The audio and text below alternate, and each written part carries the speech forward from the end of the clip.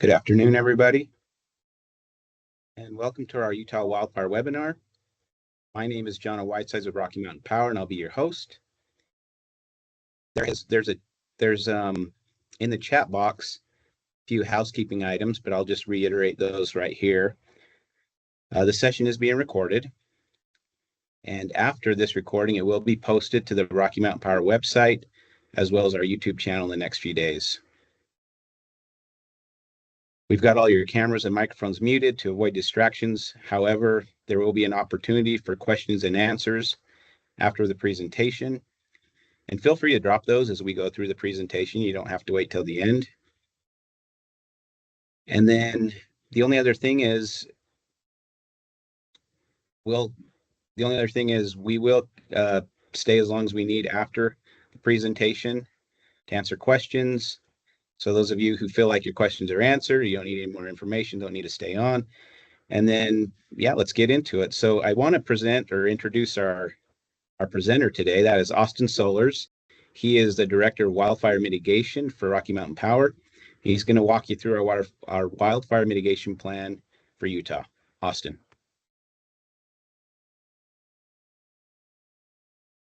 All righty, thank you, Jonna. All right, as mentioned, I'm Austin Solers, Director of Wildfire Mitigation Program Delivery. Been with Rocky Mountain Power for about 12 years now in various roles, and I'm excited to share with you an overview of our wildfire mitigation program and those efforts for the state of Utah. Thank you so much for joining and your interest in this program. I will be speaking at a high level today, so I encourage you to go read the full plan published online. I will provide that website when we go over the wildfire mitigation plan development. Let's take a look at our agenda first. So as mentioned, we'll go over the plan development and journey. We'll move on to the wildfire mitigation approach, take a peek at Utah's service area, move on to areas of heightened risk, go over situational awareness, operational work practices, system strengthening, public safety partner engagement, communication and outreach, and then lastly, what you can do. Go ahead, next slide, please. So some of you may be asking, why do we even have a wildfire mitigation plan?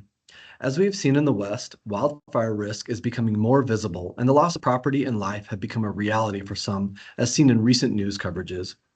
Wildfire has always been destructive, but in recent years, as communities butt up against the wildland-urban interface, they have become more destructive and dangerous. Rocky Mountain Power's Wildfire Mitigation Plan was created to identify the risk and implement risk mitigation strategies, as well as to comply with regulatory rules in the state of Utah. Next slide, please. Let's take a look at Rocky Mountain Power's plan development and journey we've been on. So Rocky Mountain Power filed its first wildfire mitigation plan in 2020. It can be found on Pacific Corp's website as seen on the slide. You'll see all file plans as well as updated versions and our cost and compliance reports associated with the prior year spend for each plan. Now, as we move through 2021 and 2023, Rocky Mountain Power continued to implement best practices and expand our wildfire mitigation programs to reduce risk. When we reached the end of 2023, you see that we updated our wildfire mitigation plan and refiled with the Commission for approval in 2024. The reason Rocky Mountain Power pulled back the 2023 Wildfire Mitigation Plan was to address feedback we received from the Utah's Division of Forestry and Fire and State Lands to update the fire high consequence area. This is basically our heightened risk area. After we updated our risk model and expanded the fire high consequence area, Rocky Mountain Power resubmitted our Wildfire Mitigation Plan in early 2024. In 2025, the plan was independently evaluated and found to contain all elements required by Utah Code. This plan has not been approved by the Public Service Commission, and we are still working diligently to answer all questions being asked and push for approval. Rocky Mountain Power is required to submit an updated plan every 3 years after the original filing in 2020. So our next plan is scheduled to be filed for years 26 through 28. So check out our website next year if you're interested in seeing the new plan. Next slide, please. So let's move on to some of the mitigation approach elements. So what are some elements of wildfire mitigation strategies? Key elements include situational awareness, operational work practices, and system strengthening. Let's start with situational awareness. Situational awareness helps us identify where the risk across the service area and equipment right-of-ways are. Rocky Mountain Power does this in two primary ways, long-term and short-term risk modeling. I will cover these in a little more detail later. In the middle of the screen, you see operational work practices. What is that, you might be asking? This is the method the company uses to be more surgical in ignition and wildfire prevention. Operational work practices can influence change all the way down to the individual level. More surgical operational work practices include hot work restrictions. So this is just evaluating if work should be done during a planned outage or not. Time of day restrictions, considering using alternate work hours. Wind restrictions, this is deferring work to let the windy conditions pass. Then we have driving restrictions. This is keeping vehicles on designated roads. And lastly, we have worksite preparation. This is worksite clearing, water trailer resources, and site wetting. More impactful forms of operational work practices are emergency de-energizations due to fires nearing our facilities, public safety power shutoffs, or PSPS, and enhanced safety settings. I will also cover these in a little more detail. On the right-hand side of the screen, you see system strengthening. Covered conductor is part of our system strengthening efforts. Normal lines are installed with bare conductor, leaving them exposed. Objects such as tree branches may come in contact with the lines, or the lines may slap together from wind and cause outages or ignition events. Installing covered conductor greatly reduces the risk of an ignition because a spark never takes place since it's covered in a protective sheath.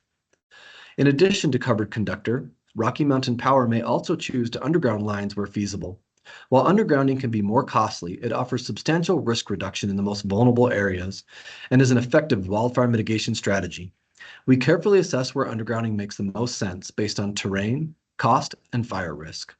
For transmission lines, neither undergrounding nor installing covered conductor are practical solutions. Instead, Rocky Mountain Power mitigates ignition potential on the most risk-prone lines by replacing wood poles with steel poles and reframes transmission structures to meet wildfire-safe standards. Next, we have system protection and control. Rocky Mountain Power continues to replace and upgrade electromechanical relays with microprocessor relays throughout the fire high consequence area and on circuits interconnected with the fire high consequence area. Microprocessor relays provide multiple wildfire mitigation benefits. They are able to exercise programmed functions much faster than an electromechanical relay, and above all, the faster the relay limits the length and magnitude of fault events. This results in reduced ignition risk. Lastly, at the bottom of the slide, we have engagement. Rocky Mountain Power is always improving on ways we can engage with our customers, communities, safety partners, tribal nations, regulators, and industry in regards to wildfire safety. All right, next slide, please. So before we dive into the details of wildfire mitigation, let's go over some general information for the state of Utah. So just to give you an idea of the size of Rocky Mountain Power, we provide power to about 1 million customers through roughly 24,000 miles of distribution lines, 7,000 miles of transmission, and 515 substations. As you can see on the slide, the blue area is Rocky Mountain Power's service area. I'll give you just a second to take a look at that. All right, next slide, please. Let's talk about where we target the elements of wildfire mitigation from the previous slide. Rocky Mountain Power models and identifies areas of heightened risk, known as our fire high consequence area. You'll notice on the map that we had an existing fire high consequence area, as well as an area that was added. As mentioned before, in late 2023, Rocky Mountain Power addressed feedback from Utah's Division of Forestry, Fire, and State Lands to update that fire high consequence area to appropriately address the risk in the state of Utah. After we updated the model, we identified about 11% of Utah's service territory resided in this risk area. Roughly 2,100 overhead line miles fall in the fire high consequence area. These line miles will be evaluated and targeted for system strengthening efforts. I'll give you just a second to look at that graphic. Okay, next slide, please. Let's take a look at some 2024 accomplishments. Rocky Mountain Power replaced 53 miles of bare conductor with insulated conductor we talked about previously. We also replaced 41 miles of bare conductor with underground miles. We reframed 8 miles of transmission. We upgraded 82 reclosers, relays, and circuit breakers for enhanced protection and control. We implemented a public safety power shutoff tool, which we will briefly go over later. And lastly, we installed 25 weather stations for a total of 146 active weather stations. All right, next slide, please. Now let's move on to situational awareness and focus on meteorology. Situational awareness is a core part of Rocky Mountain Power's wildfire mitigation measures, and meteorology is at the center of our situational awareness and includes the collection of data from either utility-owned weather stations or other available data sources to forecast and assess risk and inform real-time decision-making. We are planning to expand our weather station network to 156 stations in 2025 to supplement what's publicly available. We do make our weather data we collect public on our website, RockyMountainPowerWeather.com. So if this is of particular interest to you, then I encourage you to go check that out. Our meteorologists are also capable of simulating fire spread in real time by using a model called FireSim. This allows meteorology to predict fire spread and simulate various conditions associated with weather conditions. Our meteorologists also generate a long-term view that helps identify areas of high fire risk, and short-term forecasts that provide the field with targeted information relative to their operating area. The long-term risk modeling, or baseline risk modeling, combines 30 years of historical weather and fire data and advanced simulations to highlight areas of concern. Baseline risk modeling helps us understand, should there be an ignition, there are certain characteristics of historical and geographic data which indicate it could have a significant impact on a given area. This view of risk modeling can inform us where the areas of high fire risk are and support program strategies. Strategies that we focus on are expedited inspections to find conditions that need immediate correction or where to do vegetation management more frequently, as well as where system strengthening efforts should occur. As mentioned, Rocky Mountain Power also utilizes a short-term risk model approach to complement that long-term view and is performed by meteorology to generate a daily risk forecast for the next 5 days. The shorter-term view is when you think of what the weather is like this week. Is it going to be hot, dry, windy, and where? What are the conditions of the fuels? Do they have a lot of moisture or are they dry? This can help the field decide when to implement those operational work practices we talked about and what's needed for the day. So if you look at this graphic that you see on the right-hand side of the screen, and I know those circles are a little bit small, so I apologize for that. But essentially those blue dots are currently installed weather stations, and the orange dots are proposed facilities for the weather stations we're going to install this year. So I'll give you just a second to take a look at that. Okay, next slide, please. Continuing with our situational awareness efforts, we have the Wildfire Intelligence Center, or WIC. PacifiCorp is launching its Wildfire Intelligence Center for the 2025 fire season, aimed at enhancing wildfire response and safety for Pacific Power and Rocky Mountain Power. The WIC team, composed of experts in hazard and emergency management and wildfire response, will support all of PacifiCorp's territory. The WIC will provide 24/7 monitoring of wildfire events and provide timely stakeholder notifications. Public safety measures will also be a focus while monitoring conditions for public safety power shutoffs, which we will go over later. Leveraging advanced technologies, including AI-driven cameras, monitoring and consolidating data analysis products, the WIC will analyze data across 6 states to deliver actionable intelligence to stakeholders. Additionally, the WIC will collaborate with system operations, grid, meteorology, and other business units to provide daily situational updates and localized event reporting. This initiative highlights PacifiCorp's commitment to safety, innovation, and operational excellence, playing a crucial role in protecting communities and infrastructures from wildfire risk. Next, we have the wildfire detection cameras. Rocky Mountain Power has installed 5 advanced wildfire detection cameras that leverage AI to detect smoke and alert first responders.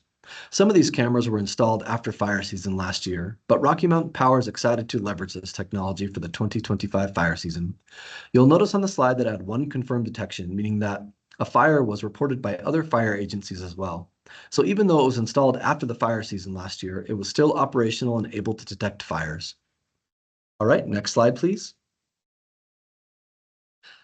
These are the entities that have or will have access to the cameras. I'm not going to go over this slide in detail, but if this is a particular interest to you, then please go back and watch the recording when it becomes available. All right, next slide, please.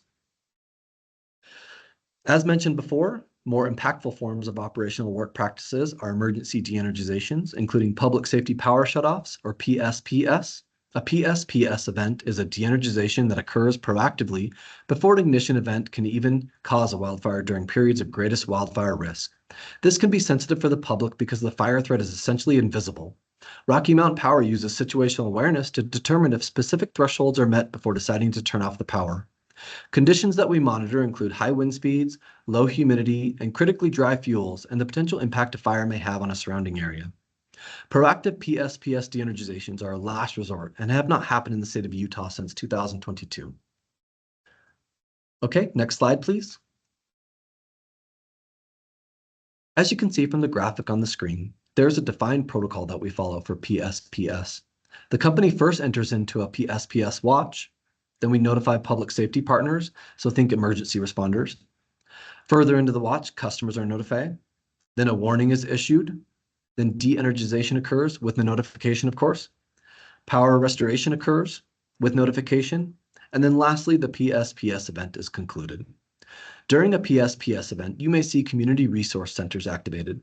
These centers are in place to provide things like potable water, air conditioning, restroom facilities, refrigeration for medicine or baby needs, communication including internet, Wi-Fi, cellular access, or satellite phone, and on-site medical support where it's available.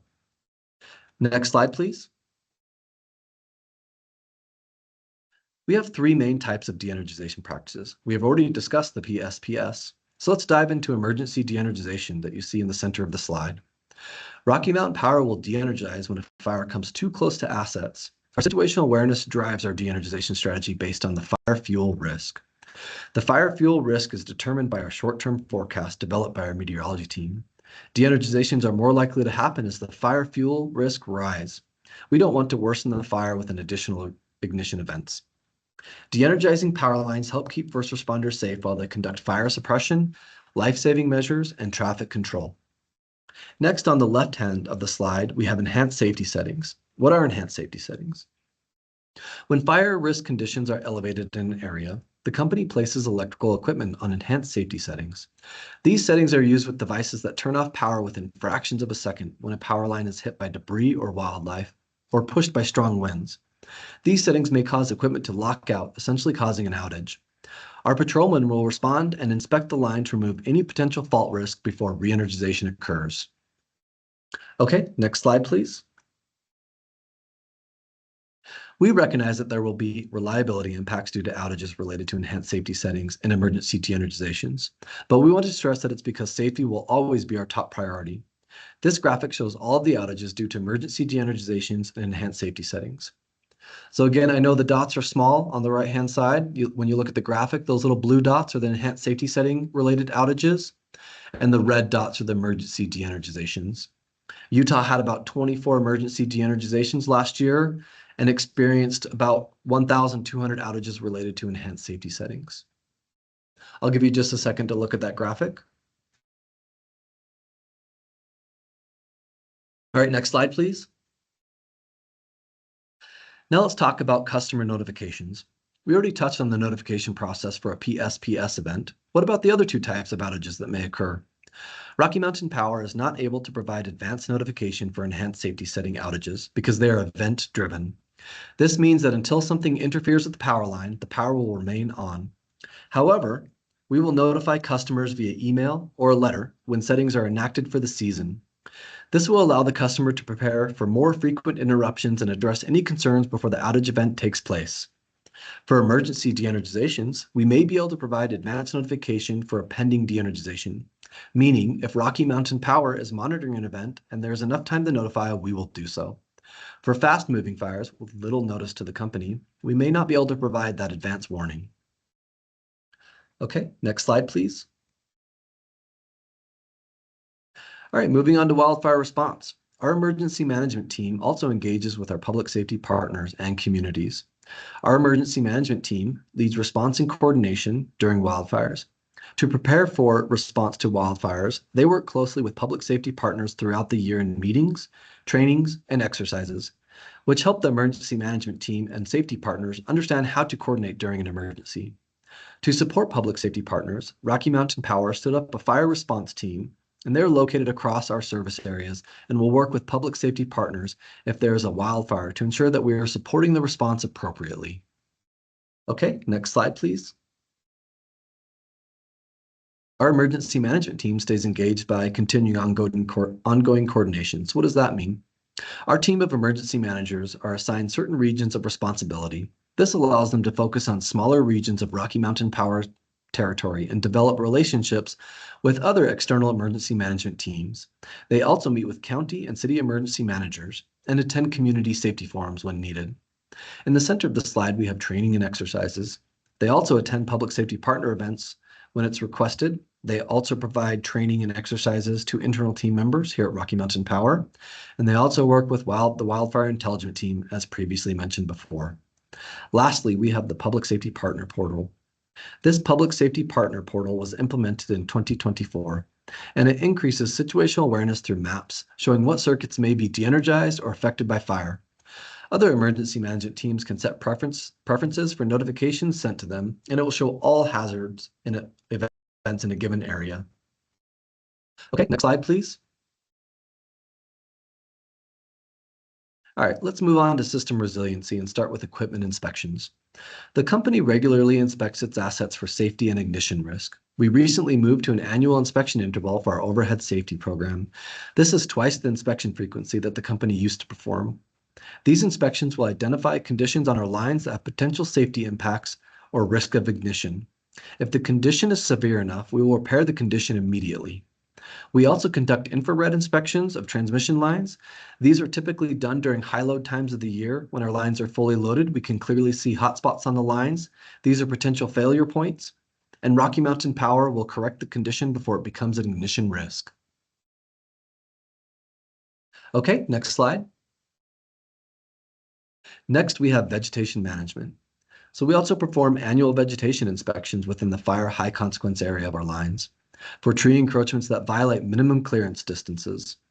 Rocky Mountain Power also proactively performs pole clearing, where all vegetation is removed directly under the pole that contains equipment.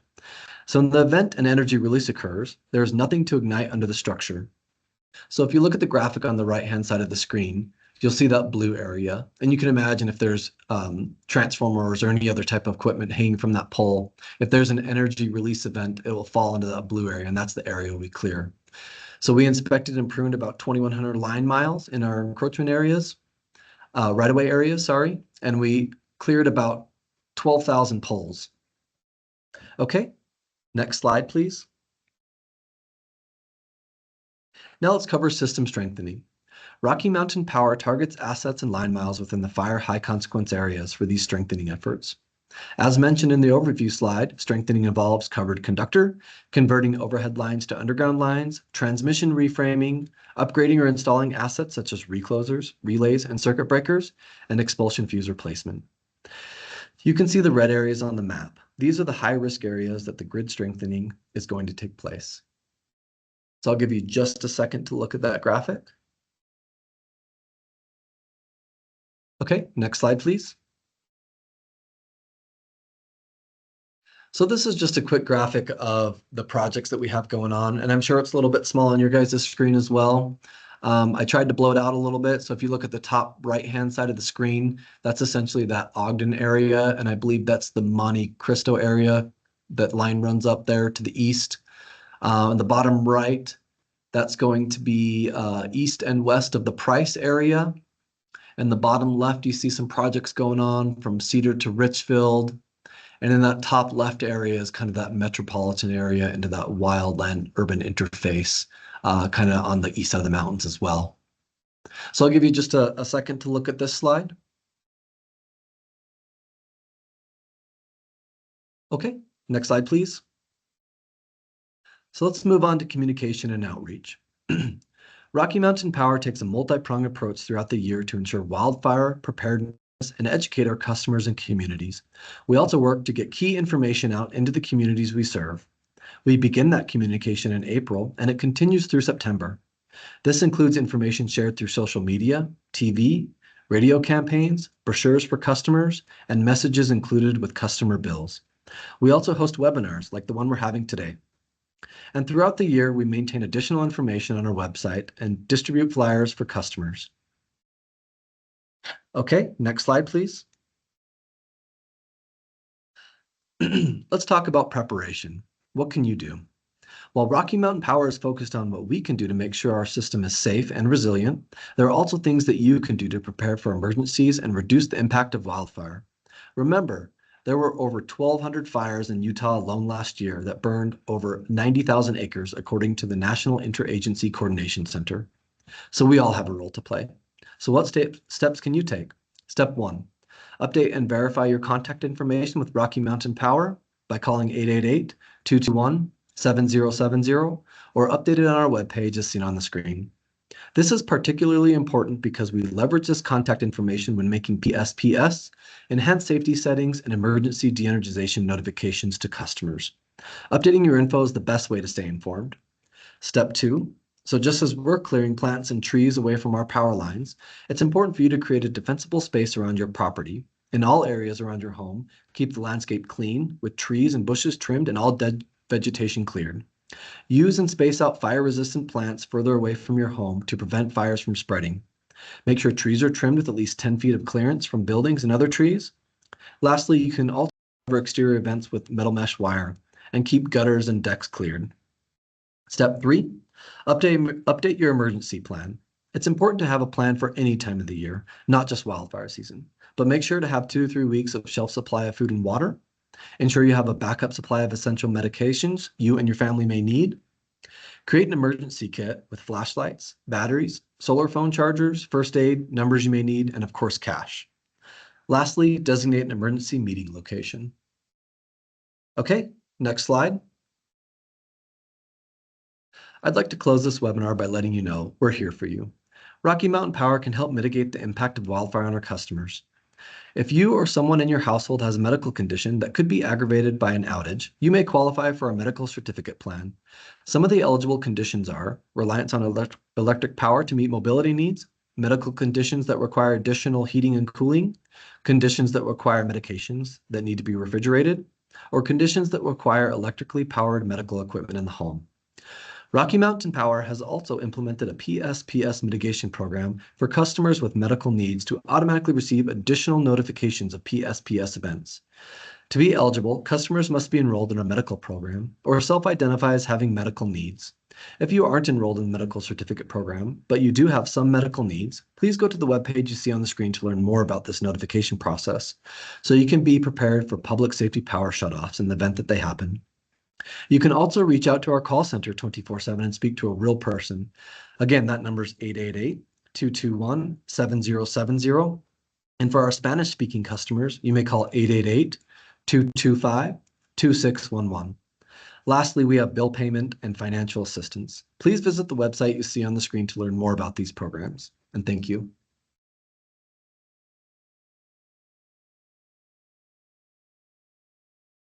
Okay, thank you.